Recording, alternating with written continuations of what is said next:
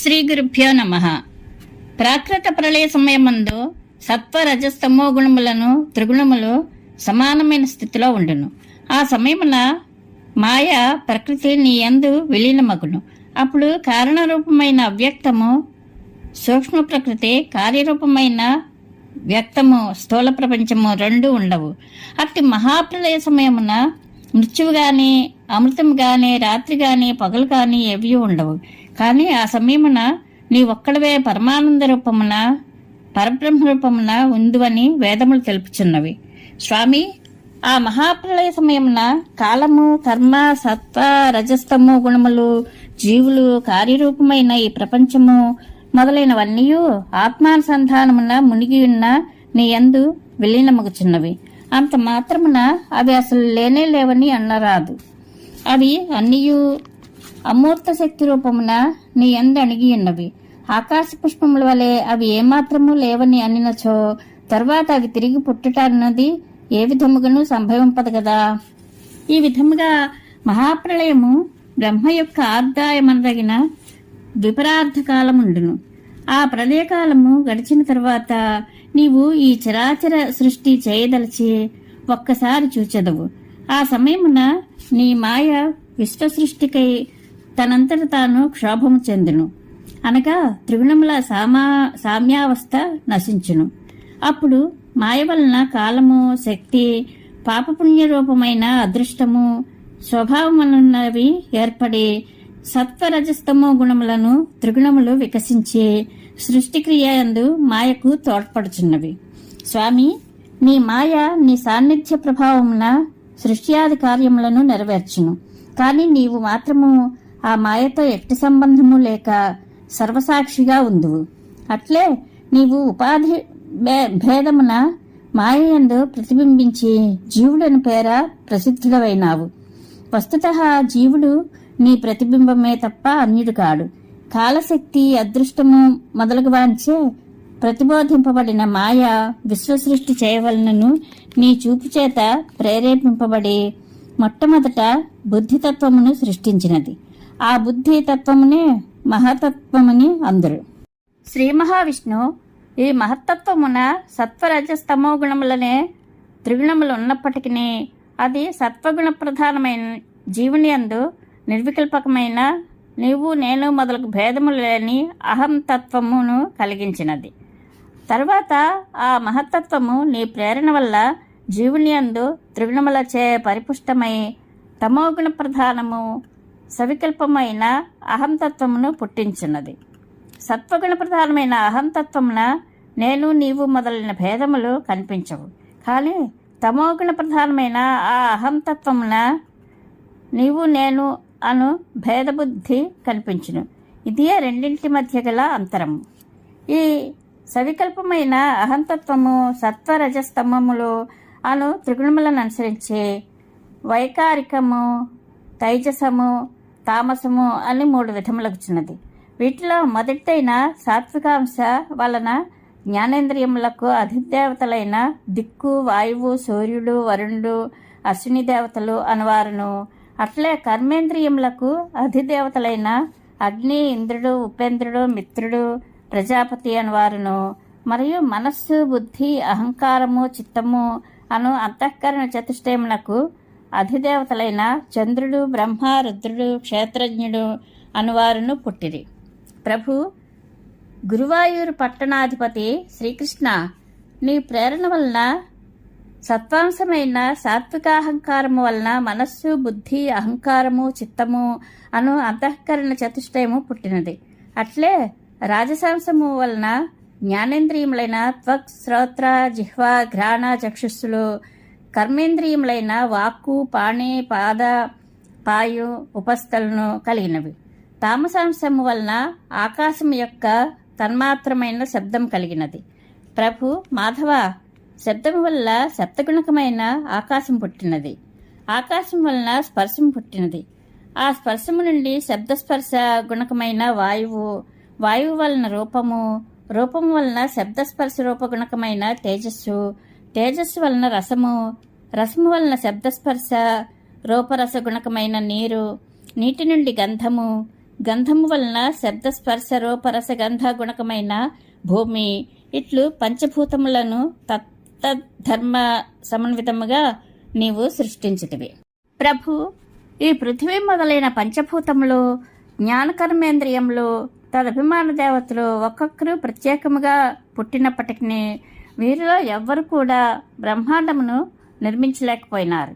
అప్పుడు వారందరూ పరమాత్మవకు నిన్ను అనేక విధములకు స్తోత్రములచే స్తుతించిరి. అప్పుడు నీవు పృథివీ మొదలైన సమస్త తత్వములందు ప్రవేశించి వాటి యందు క్రియాశక్తిని జాగృతం చేసి వాటినన్నిటినీ ఒక్క త్రాటి మీదకి తెచ్చితివి. ఆ విధముగా నీవే ఈ బ్రహ్మాండమును సృష్టించితివి. గురువాయూరు పురాధినాథ శ్రీమన్నారాయణ, సృష్టికి పూర్వము ఆవరించిన కారణజలములందు ఆ బ్రహ్మాండము అనేక వేల సంవత్సరములు ఉండినది. తరువాత ఆ బ్రహ్మాండమున నీవు ప్రవేశించి దానిని అనేక విధములుగా విభజించి విరాట్ సంజ్ఞకమైన 14 భువనములను సృష్టించితివి. పిమ్మట నీవు అనేక వేల కరములతో పాదములతో సమస్త జీవుల రూపమున ప్రకాశించితివి. గురువాయూరప్ప, అట్టి నీవు నా సమస్త రోగములను కరుణతో తొలగించుము. పరమాత్మ, ఈ విధముగా చతుర్దశ భువన రూపుడవై ఉన్న నీ పాదముల యొక్క అధోభాగమే పాతాళము, అట్లే రసాతలము నీ పాదముల యొక్క పైభాగము. అదే విధముగా నీ యొక్క గుల్ఫద్వయము మహాతలముగా పేర్కొనబడుచున్నది.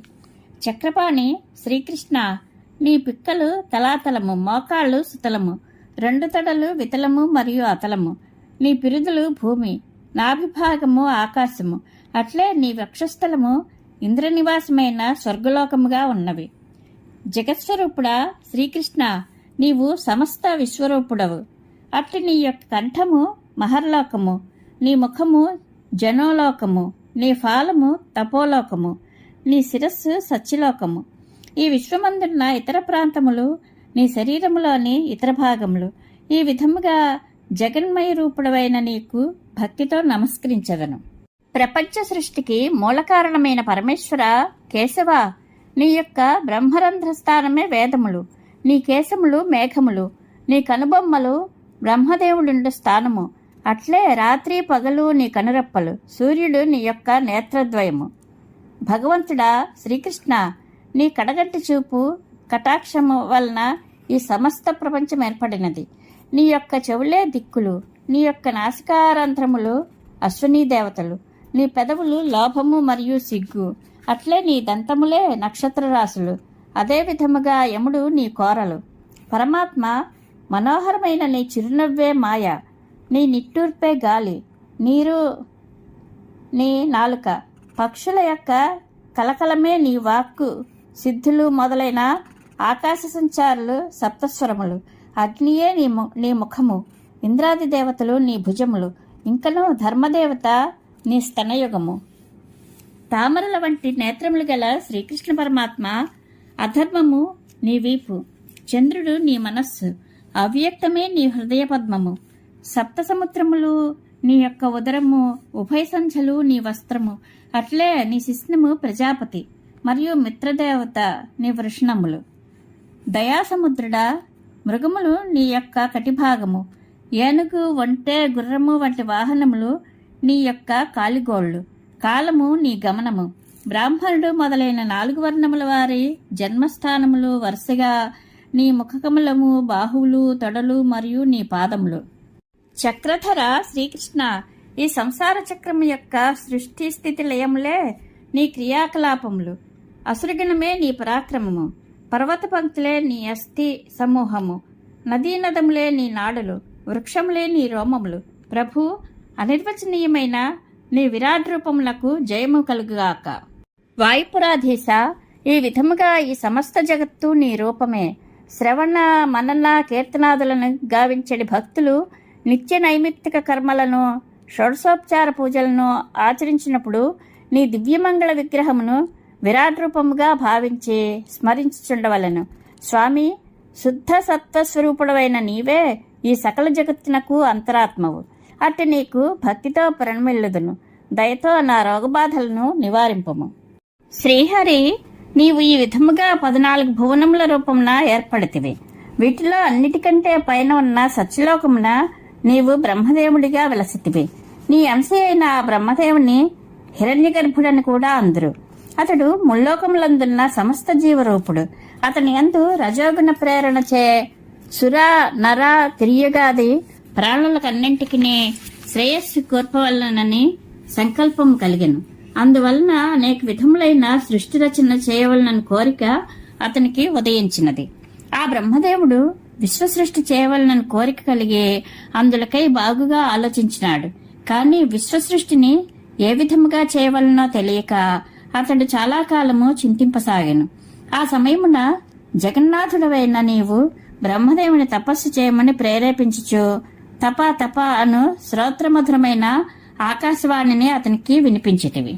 అప్పుడు ఆ బ్రహ్మదేవుడు నీటిచే నిండిపోయిన ఈ జగన్మండలమున తపతప అని అన్న వ్యక్తి ఎవ్వరని అన్ని దిక్కులు చూచెను. అయినను అతనికి ఎవ్వరూ కూడా కనిపించలేదు. అప్పుడు ఆ బ్రహ్మదేవుడు తనకు వినిపించిన వాక్యార్థము అనుసరించి అనేక దివ్య సంవత్సరములు తపస్సును ఆచరించుచు పరమాత్మవగు నిన్ను ఆరాధించెను.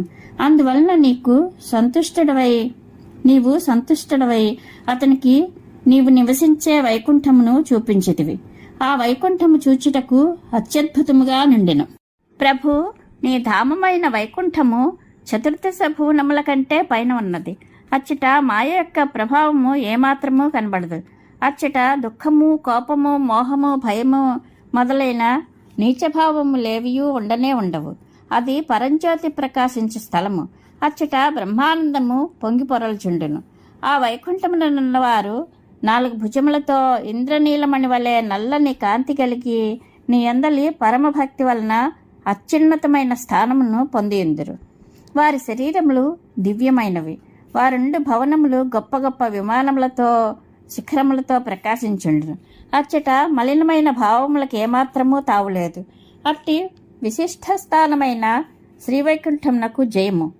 ఆ పరమపదమున లక్ష్మీదేవి నీ పాదపద్మముల పరిమళములందు మిక్కిలి ఆసక్తి కలిగి స్వయముగా అచట వెలసియుండును. ఎక్కుమంది దివ్యాంగనలు ఆమె చుట్టూను చేరి సేవించుందురు. మెరుపు తీగ వల్లే సుందరమైన ఆమె మనోహర శరీరము విశ్వమునందంతటను కాంతులను విరజిమ్ముచుండును. ఆ శోభలకు అందరును పరవశించుందురు. నీ వైకుంఠము దివ్య వైభవ శోభితము, ఆశ్చర్యజనకము. అట్టి ధామమును నాకు ప్రసాదింపుము.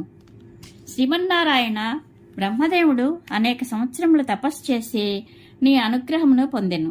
అందువలన ఆయనకు వైకుంఠమునున్న నీ దివ్య రూపదర్శన భాగ్యము కలిగెను. అచ్చట నీవు రత్నమయమైన సింహాసనమున ఆసీనుడవై కోటి సూర్యుల కాంతులు గల కిరీటము, కంకణములు మొదలైన దివ్యాభరణములతో ప్రకాశించుందువు. ఇంకను నీ వక్షస్థలంపై శ్రీవత్స చిహ్నముండును.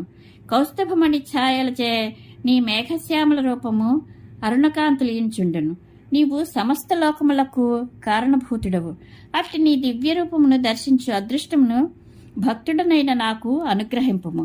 ప్రభు, నీ స్వరూపము నీలమేఘ ఛాయలతో కలువల సౌకుమార్యములతో ఒప్పుచు అన్ని దిక్కులయందును దివ్య శోభలను వెదజల్చున్నది.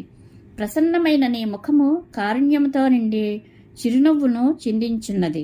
మనోజ్ఞములైన నీ చతుర్భుజములు శంఖ చక్ర గదాపద్మములతో విరాజిల్లుచున్నవి.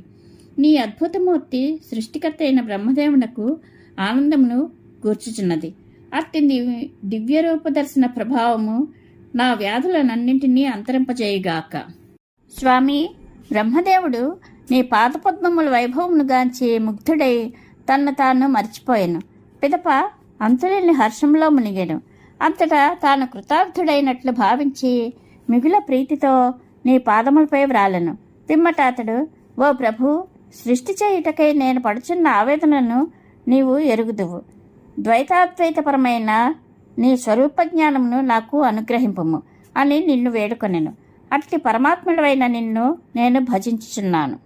ప్రభు, ఈ విధముగా బ్రహ్మదేవుడు ఎర్రని నీ పాదపద్మములకు నమస్కరించినప్పుడు నీ మృదువైన హస్తముతో ఆయనను స్పృశించుచు ఇట్లాంటివి, విధాత, నీవు కోరుకున్నట్లు సృష్టి సంబంధమైన జ్ఞానము నీకు లభించును. కానీ నీవు ఆ కర్మబంధములలో చిక్కుపడవు. ఇట్లు పలికి ఆయనను సంతోషపరిచితివి. అంతేగాక ఆయన హృదయమున చేరి ఆ బ్రహ్మదేవుడు చేయు సృష్టి కార్యమునకు నీవు ప్రేరణ గూర్చితివి. శ్రీకృష్ణ పరమాత్మ, నీవు నాపై దయతలచి నాకు ఆరోగ్యమును చేకూర్చుము. ఇది విరాట్ పురుషోత్పత్తి. విరాట్ పురుషుని జగదాత్మతత్వము హిరణ్య గర్భోత్పత్తి సమాప్తము. ద్వితీయ స్కంధము సమాప్తము. శ్రీకృష్ణానుగ్రహ ప్రాప్తిరస్తు. శుభం భూయాత్.